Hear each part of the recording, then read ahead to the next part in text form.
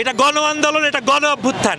52 সালের পর থেকে এ যাবৎকালে যতগুলো গণ অভ্যুত্থান হয়েছে, এটা তার মধ্যে সবচেয়ে বড় গণ অভ্যুত্থান।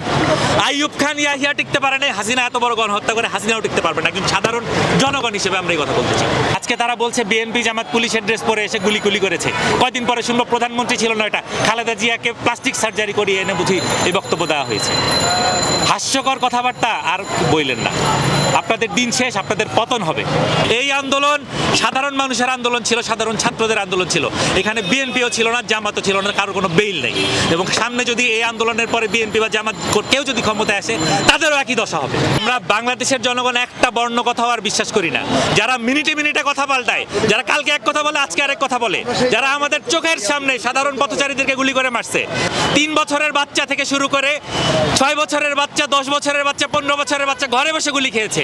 এরপরে পুলিশ বলে যে কোথা থেকে জানি গুলি হয়েছে, তারা জানে না।